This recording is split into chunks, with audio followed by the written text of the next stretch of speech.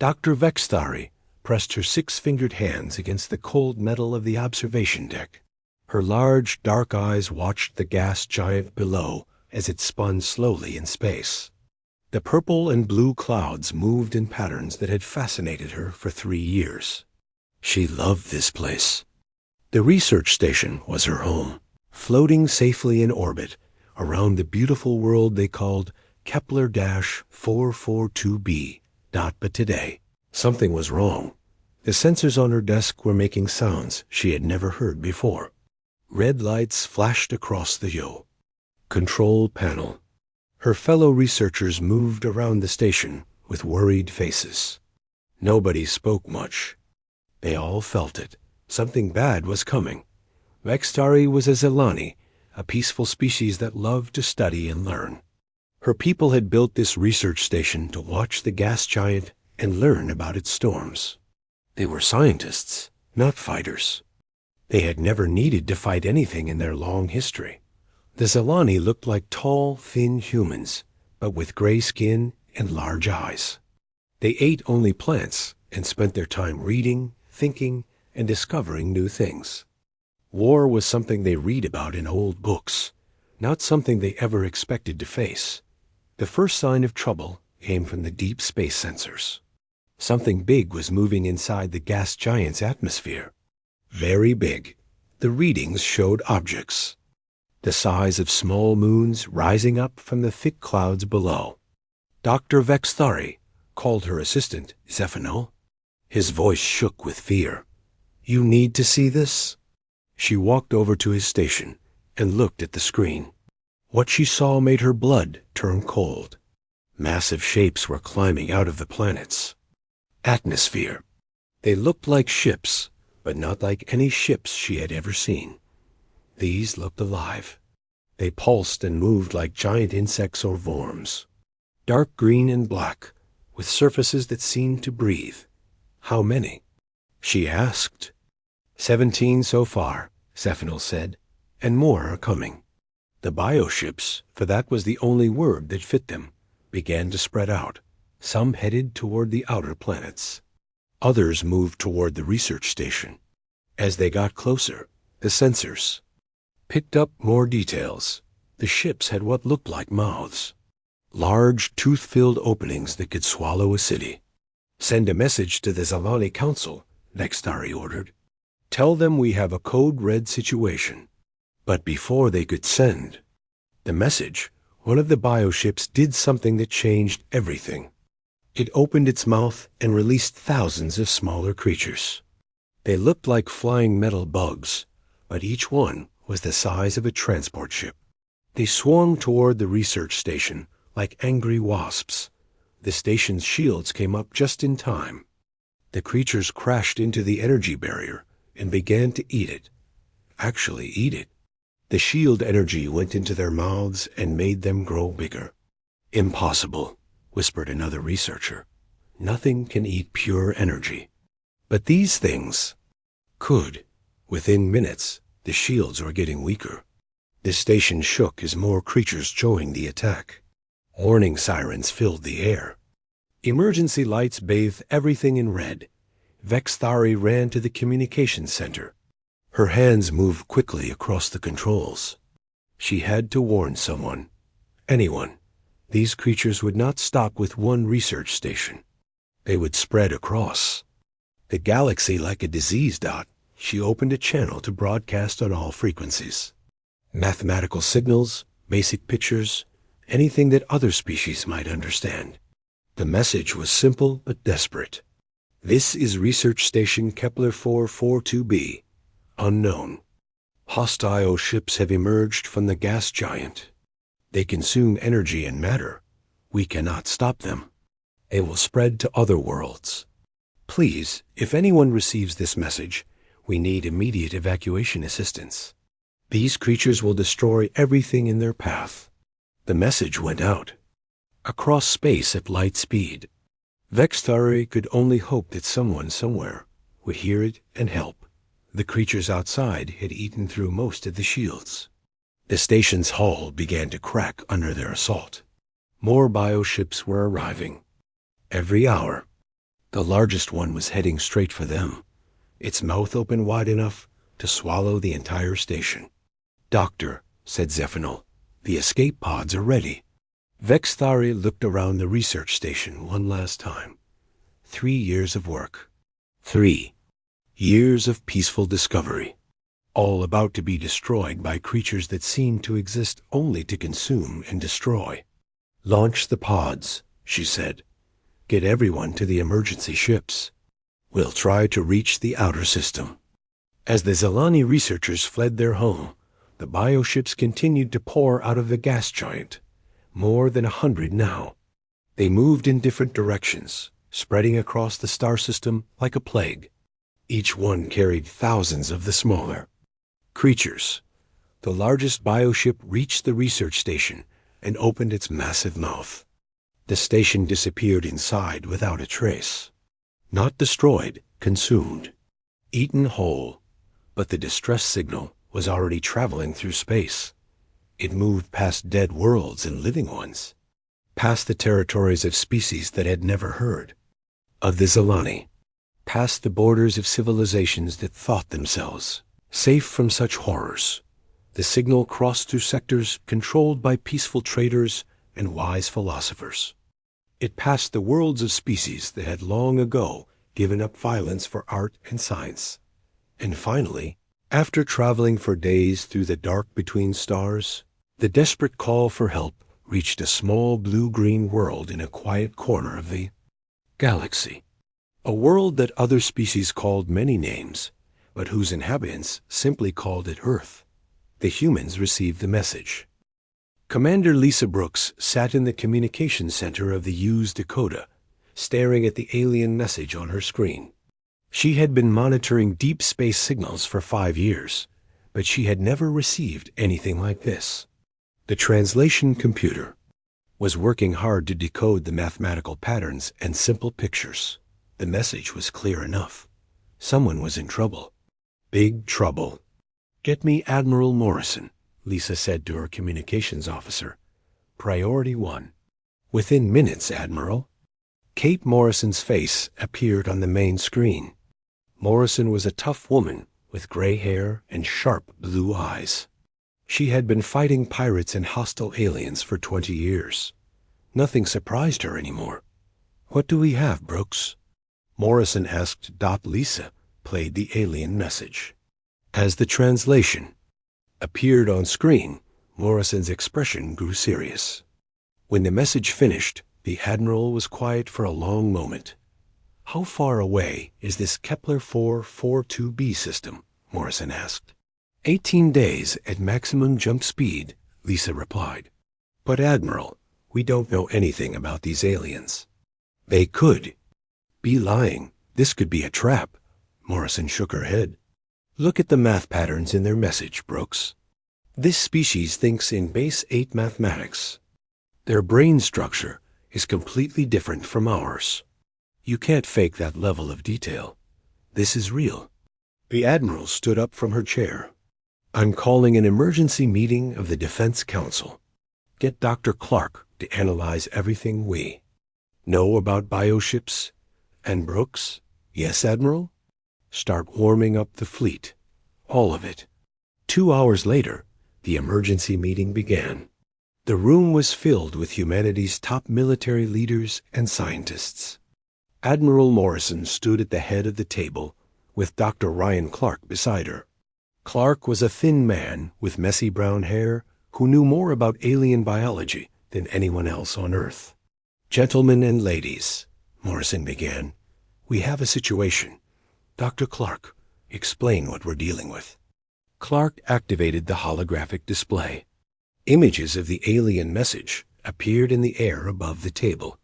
Based on the signal patterns and the descriptions, we're looking at what I call a hive species. Biomechanical ships that consume matter and energy to reproduce. Think of them as space locusts. Captain Jake Sullivan leaned forward. Sullivan was a big man with scars on his hands from years of combat. "How dangerous are we talking, Doc?" "Extinction level," Clark said simply. "If these creatures spread beyond one star system, They could consume entire sectors of the galaxy. They don't negotiate. They don't trade. They just eat everything. The room fell silent. These were men and women who had faced pirates, hostile, aliens, and civil wars. But the idea of creatures that existed only to consume everything was something new. "What about the aliens who sent the message?" asked Captain Rodriguez. "These Zelani?" Clark brought up more data. "Based on their mathematics and language patterns, they're a peaceful research species. Probably never fought a war in their entire history. They're asking for evacuation help because they can't fight these things." Sullivan laughed, but it wasn't a happy sound. They asked for evacuation help, and they got humans. Poor bastards are. Probably expecting a few transport ships. "How many ships can we deploy?" Morrison asked. The fleet coordinator, Captain Anderson, checked his tablet. "We have 12 heavy cruisers ready for immediate deployment, 38 destroyers, 6 support vessels, and the Retribution just finished its refit." Morrison smiled. The Retribution was humanity's newest dreadnought, 3 kilometers long, and armed with enough firepower to destroy a small moon. "How long to get the fleet to the target system?" 18 days if we push the engines hard," Anderson replied. "Do it. Full deployment. I want every ship we can spare heading to Kepler 442b. Within 6 hours." Major Beth Carter raised her hand. Carter was small but tough, with short red hair and green eyes that never missed anything. "Admiral, shouldn't we try to contact other civilizations? Get help from our allies?" Morrison shook her head. The Centauri Republic would send 1 diplomat, ship, and try to negotiate. The Trade Federation would want to study the creatures first. The Academic Alliance would spend months debating the proper response. By then, these hive things would have consumed half the sector. She stood up and looked around the room. "This is what humans do, people. When something threatens innocent lives, we don't debate. We don't negotiate. We don't study the problem until it's too late. We grab our weapons and we go kill the thing. That's causing trouble." A meeting broke up quickly after that. Within an hour, alarms were sounding across every human military base in the system. Ships that had been in maintenance were pulled out and prepped for combat. Crews that had been on leave were called back to duty. Captain Sullivan stood on the bridge of the UES Vengeance and watched the fleet form up. 47 warships, all painted in the dark gray and blue colors of the Human Defense Force. Each ship carried enough weapons to level a city. Together, they could destroy an entire world. "Sir," said his communications officer, "we're receiving a message from the alien research station." "Put it through." The message was weaker now, more desperate. The translator showed that most of the Zelani research team had evacuated, but the creatures were still spreading. They had consumed 2 more stations and were heading toward inhabited worlds. "Time to target?" Sullivan asked. 17 days, 4 hours, replied his navigator. Sullivan nodded. "Send a message to Admiral Morrison. Tell her the Vengeance is ready for combat." Across the fleet, similar messages were being sent. Humanity was going to war again. But this time, they weren't fighting other humans or familiar alien pirates. They were going to fight creatures that had probably never encountered anything like humans before. The hive creatures came from worlds where life was weak and easy to consume. They had never faced predators from a death world. They had never fought creatures that had spent millions of years learning how to kill things that were bigger, stronger, and more dangerous than themselves. As the human fleet jumped into hyperspace, heading toward the distant star system, Admiral Morrison stood in her command center and smiled. It wasn't a nice smile. 18 days, she said to herself. Hang on, you alien researchers. The cavalry is coming. Dr. Vexthari floated in the small emergency ship with 12 other Zelani survivors. They had been drifting in space for 16 days, watching helplessly as the hive creatures consumed everything in their home system.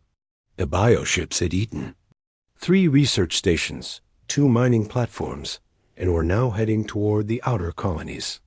Her people were dying, and there was nothing she could do about it. The emergency ship had basic life support and a simple communication system. Every few hours, Vexthari sent out another distress call, hoping someone would answer. The messages grew weaker each day as their power ran low. On the 17th day, something impossible happened. "Doctor," whispered Zephinol, staring at his sensor screen. "Something big just jumped into the system." Vexthari looked at the readings and felt her heart stop. The sensors showed massive energy signatures appearing at the edge of their star system. Ships, lots of ships. But these readings were unlike anything in the Zelani database. "How many?" she asked. 47 contacts, Zephinol said, his voice shaking. "They're huge, Doctor. Much bigger than our research stations." The ships moved with purpose and speed that frightened Vexthari. Whoever these newcomers were, they had come prepared for war. The energy signatures showed weapons that could destroy planets, shield systems that could stop anything the Zelani had ever imagined. Then the communication system came alive. "Unknown. Alien vessel. This is Captain Amy Rodriguez of the United Earthship Falcon. We received your distress call. Please respond on this frequency." The voice was translated by their computer, but something was wrong with the translation. The speaker sounded aggressive, like a predator talking to prey. Vexthari had heard that tone before in recordings of ancient Zelani history, back when her people still had to worry about dangerous animals. "This is Dr. Vexthari of the Zelani Research Council," she replied carefully. "We are survivors from Research Station Kepler 442b. Thank you for responding to our call for help." "Copy that, Doctor. Stand by for tactical assessment." Tactical assessment? Vexthari didn't understand what that meant, but it sounded military. These newcomers were warriors, not researchers or diplomats. The human fleet spread out across the system in a pattern that made no sense to Zelani eyes. But to any military strategist, it was beautiful. The ships moved like a pack of hunters, covering all possible escape routes while positioning themselves for maximum firepower coverage. Captain Rodriguez spoke again. "Doctor, we need information about the hostile bioships. How many are there? What are their capabilities? Are there any survivors on the affected stations?" The questions came fast and hard. These humans, for that's what they called themselves, didn't waste time with polite greetings or formal introductions. They wanted tactical information, and they wanted it now.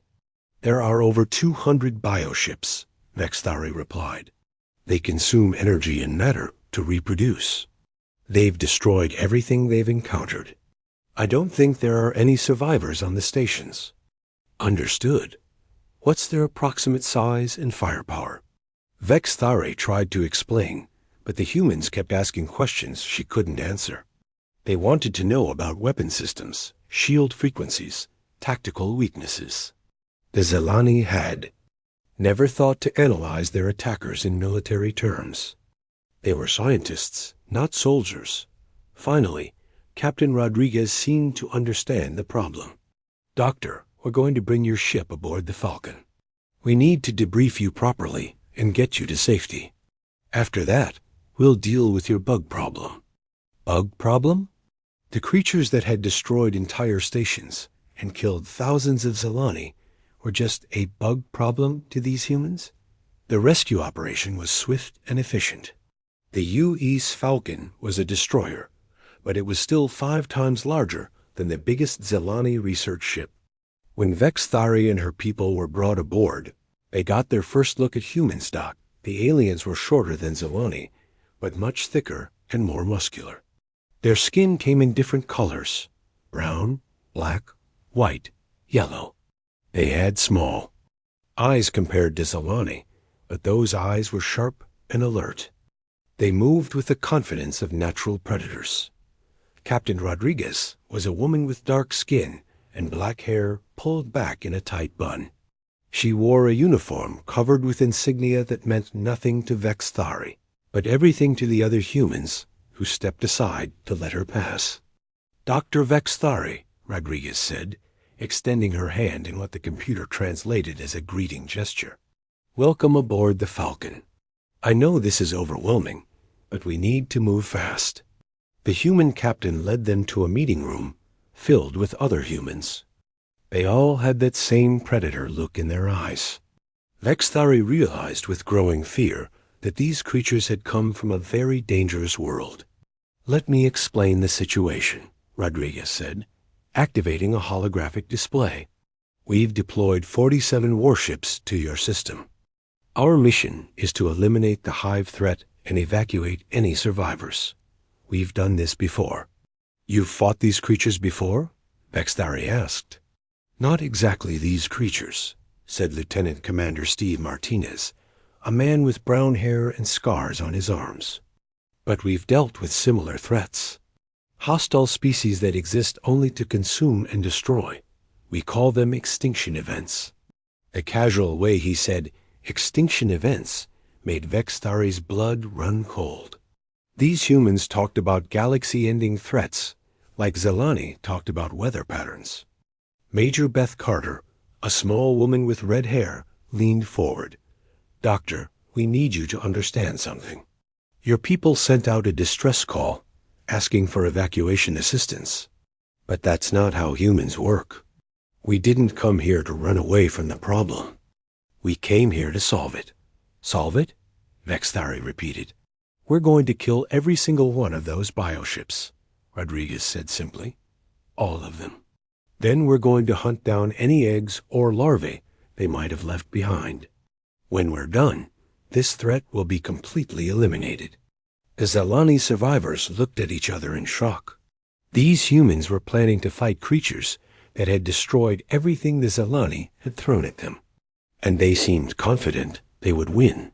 "But they're so large," Zephanol whispered. "And there are so many of them." Major Carter smiled, and it was not a gentle expression. "Doctor, let me tell you something about humans. We come from a world where everything wants to kill us. The weather, the animals, the plants, even some of the rocks. We've spent millions of years learning how to kill things that are bigger, stronger, and meaner than we are." She gestured toward the display, showing the hive bioships. "These things might be scary to peaceful researchers, but to us, they're just another Tuesday." As if to prove her point, alarms began sounding throughout the ship. A voice came over the communication system. "All hands to battle stations. Hostile contacts approaching." "This is not a drill." Captain Rodriguez stood up calmly. "Looks like they found us. Doctor, I suggest you and your people stay in this room. Things are about to get interesting." As the humans rushed to their combat positions, Vexthari realized something that terrified and amazed her at the same time. These creatures weren't afraid of the hive. They were excited about the coming battle. The Zelani had sent a distress call asking for rescue ships. Instead, they had summoned an armada of Deathworld predators who saw the galaxy's greatest threat as nothing more than target practice. The first wave of hive bioships approached the human fleet like a swarm of giant insects. There were 30 of them, each one the size of a small city. Their organic hulls pulsed with alien life, and their massive mouths opened to reveal rows of teeth that could crush starships. On the bridge of the UES Retribution, Admiral Morrison watched the approaching enemy with calm interest. Her flagship was 3 kilometers of pure destruction, armed with weapons that could crack planets. Around her, the bridge crew worked with the smooth efficiency of veterans. "Range to target?" Morrison asked. 200,000 kilometers and closing," replied the tactical officer. "All ships, this is Admiral Morrison. You are cleared to engage at will. Show them what Deathworlders can do." The battle began with a display of firepower that made Dr. Vexthari's knees weak. She watched from the safety of the UE Falcon as the human fleet opened fire with weapons she didn't know existed. The Retribution's main guns fired first. Beams of pure energy, each one containing enough power to light up a city for a year, struck the Lid bioship. The creature's organic armor, which had easily stopped Zelani weapons, burned away like paper. The bioship screamed, actually screamed, as half of its body was vaporized. But the humans weren't done. Commander Dan Phillips, captain of the heavy cruiser UES Thunder, ordered his ship to launch kinetic bombardment rounds. These were simple. Chunks of metal, but they were fired at nearly the speed of light. When they hit the bioships, the impact was like being hit by small meteors. Target destroyed, Phillips reported calmly, as one of the massive creatures exploded in a ball of fire and organic matter. The hive creatures tried to fight back. They released swarms of the smaller energy-eating parasites and fired streams of acid that could melt through normal ship hulls. Against most species, these tactics would have been devastating. Against humans, they were barely an inconvenience. Captain Jake Sullivan's destroyer squadron showed why humans were feared across the galaxy. The UE's Vengeance and her sister ships moved in formation, executing a maneuver called Terran Thunder Run. This involved flying straight at the enemy at maximum speed while firing everything they had to any sane species. This was suicide. To humans, this was Tuesday. The destroyers tore through the hive formation, like bullets through tissue paper. Their shields, designed to stop the weapons of civilized species, held firm against the bioship's organic weapons. Meanwhile, their guns systematically destroyed everything in their path. "This is Vengeance," Sullivan reported. "We have broken through their formation. Beginning attack run on the big ones." The big ones were 5 bioships that were even larger than the others. Each one was the size of a moon, with mouths that could swallow entire fleets. They were the reproductive ships, carrying thousands of eggs that would become new hive creatures. Major Lucy Thompson led the fighter attack. Her squadron of 30 small ships moved like a swarm of angry wasps, too fast and too small for the bioships to target effectively. The fighters carried special torpedoes designed to burrow into enemy hulls and explode from the inside. "Fox 3, Fox 3, Thompson called out as she fired her torpedoes. Direct hit on target Alpha, beginning second attack run. The torpedoes penetrated the bioship's organic hull and exploded deep inside its body. The creature writhed in pain, then began to break apart as internal explosions tore it apart from within. Dr. Vexthari watched in amazement and terror. The humans fought with a coordination and brutality that seemed impossible. Each ship knew exactly where the others were and what they were doing. They moved like parts of a single organism, all focused on one goal, the complete destruction of their enemies. But the most terrifying thing was how calm they all seemed. "Falcon, this is Thunder," came Captain Phillips' voice over the radio. "We have a problem. More bioships are emerging from the gas giant. Looks like about 100 of them." Dr. Vexthari felt her heart sink. 100 more of those massive creatures would surely overwhelm even these deadly humans. Admiral Morrison's response surprised everyone. "Acknowledged, Thunder, all ships. Prepare for Phase 2 operations. It's time to show them our real weapons." Real weapons? Everything Vexthari had seen so far was beyond anything the Zelani could imagine. What could be more powerful than what the humans had already used? The answer came from the UES Retribution itself. "All ships, this is Morrison. Clear the target zone. Retribution is going to demonstrate why you don't mess with Deathworlders." The human fleet scattered, moving away from the gas giant and the emerging bioships. The Retribution moved forward alone, directly toward the swarm of over 100. Hive creatures. Titan-class weapons charging, reported the Retribution's weapons officer. Vex Thari didn't understand what Titan-class meant until she saw the weapon fire. A beam of energy erupted from the Retribution's bow. It was wider than most starships and brighter than a star. When it struck the gas giant's atmosphere, it didn't just hit the bioships. It went completely through the planet. The weapon carved a tunnel through the entire gas giant, destroying every bioship in its path and continuing out the other side. Over 60 creatures died in a single shot. The remaining hive ships found themselves scattered and confused, their formations broken. Jesus Christ, whispered someone on the Falcon's bridge. Phase 2 complete, Admiral Morrison announced. All ships commence cleanup operations. I want every single one of these things dead. The cleanup was swift and merciless. The human ships hunted down the surviving bioships one by one. Some tried to flee, but human ships were faster. Others tried to hide in the planet's rings, but human sensors found them anyway.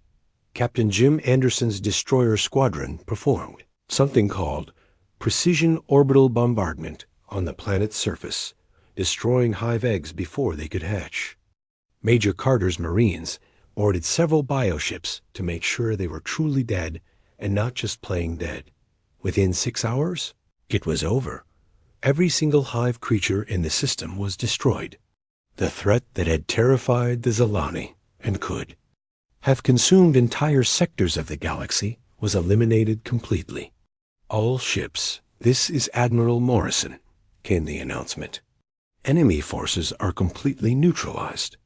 Begin recovery operations for any remaining survivors. Dr. Vex Thari sat in stunned silence. The creatures that had destroyed her entire civilization, that had seemed unstoppable and terrifying, had been wiped out by humans in less than a day. Captain Rodriguez found her in the observation lounge, staring out at the debris field that had once been the Hive fleet. Doctor, Rodriguez said gently, are you all right? Vex Thari turned to look at the human woman. Your people? What kind of world do you come from? Rodriguez smiled sadly. A world that tried to kill us every single day for millions of years, Doctor. We learned to fight back. We learned to win. She sat down beside the Zilani scientist. I know this is hard to understand. Your people are peaceful researchers. You've never had to fight for survival like we have. But that's okay. That's why we're here. To fight our battles for us? Vex Thari asked. To make sure you never have to, Rodriguez replied. That's what humans do, Doctor. We protect the innocent, even if they're not human. Outside the window, human ships continued their work, making sure no trace of the Hive remained. The galaxy was safe once again, protected by creatures from a world so dangerous that it had created the perfect guardians.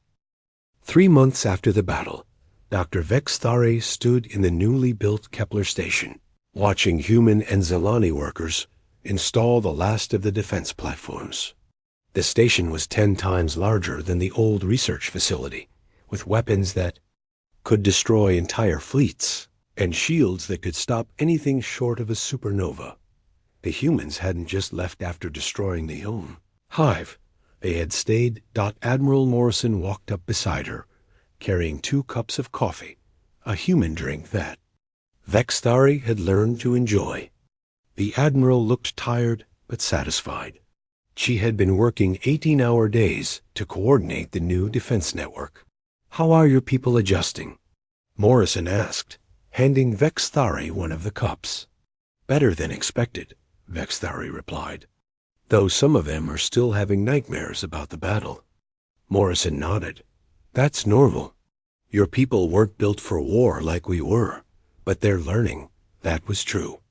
Captain Rodriguez had established the first interspecies military training program, teaching Zilani scientists how to operate human weapons and defense systems.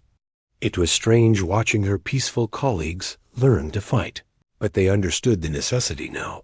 The galaxy was not as safe as they had once believed. Dr. Vexthari had spent the last 3 months writing her report for the Galactic Council. It was a document that would change everything.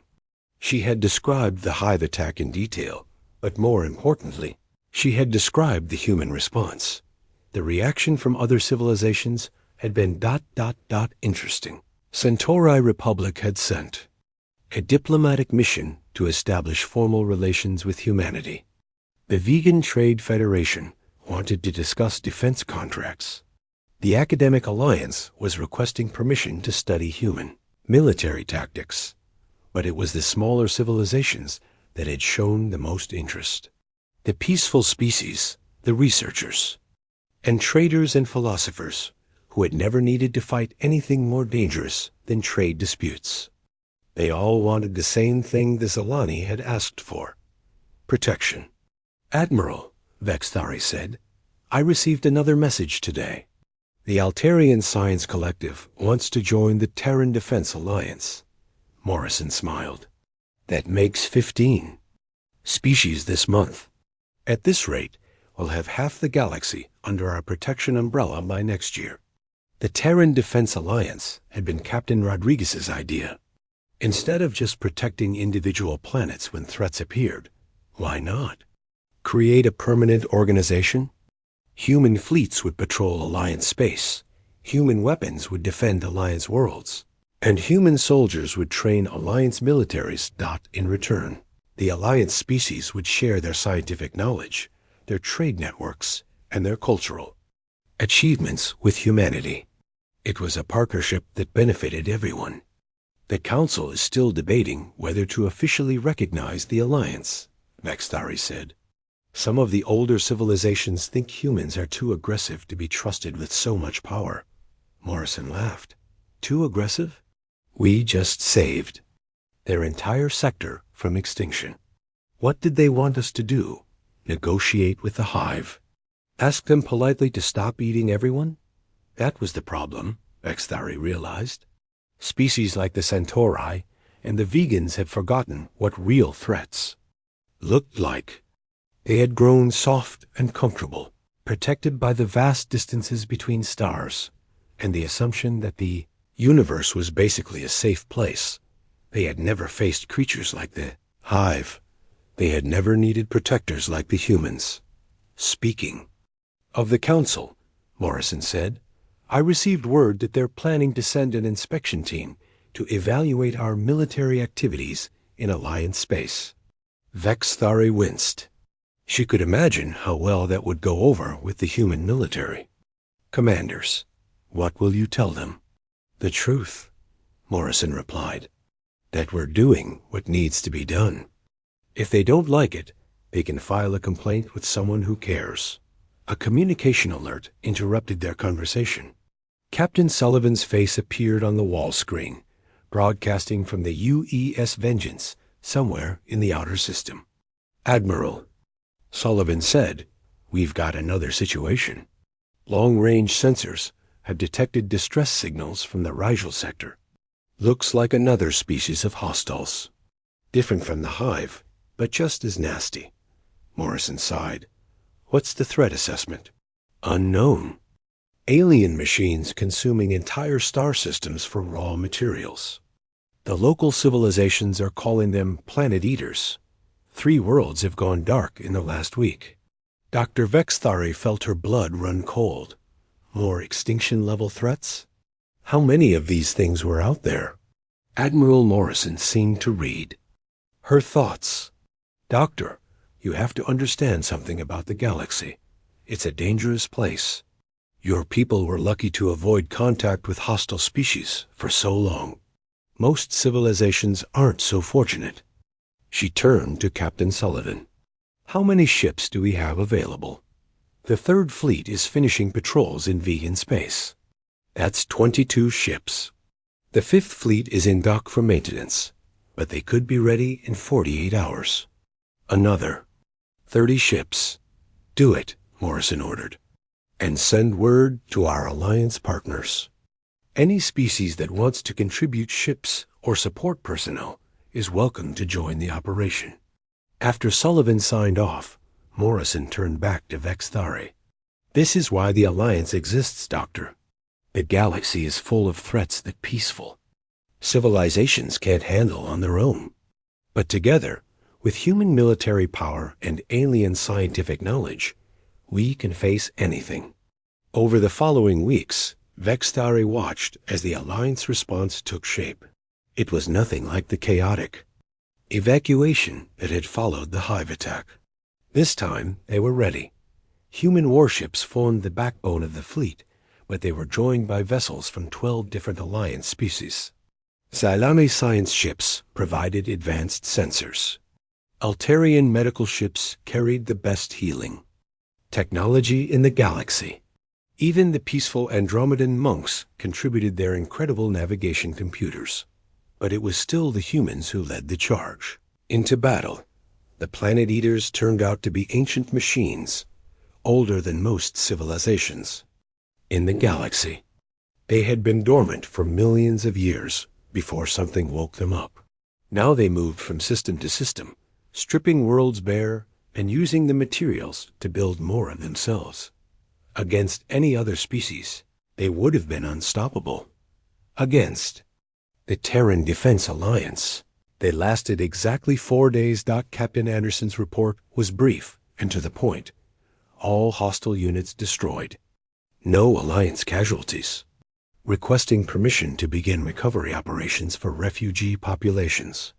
Dr. Vexthari realized that this was becoming a pattern. Ancient threats awakening, peaceful civilizations calling for help, and humans arriving to solve the problem with overwhelming force and tactical precision.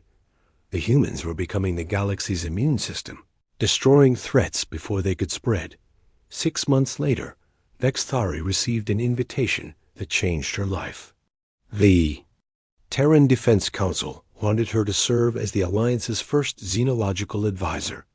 Her job would be to help humans understand alien cultures and help alien species understand human military doctrine.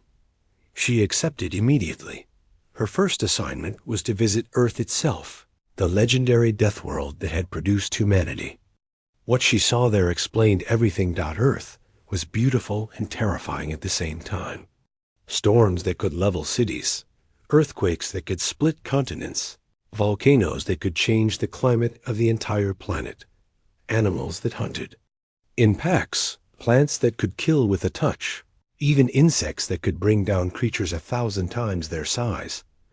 And in the middle of all this chaos and danger, humans had not just survived, they had thrived. "Now you understand," said Dr. Ryan Clark, as they watched a pride of lions hunt zebras on the African plains. "Every day on this world is a fight for survival.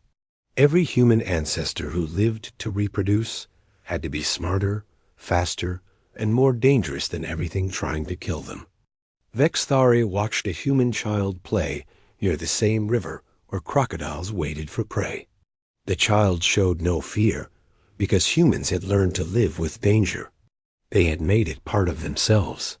"Your people are extraordinary," she said. Clark shook his head. "No, Doctor. We're just products of our environment.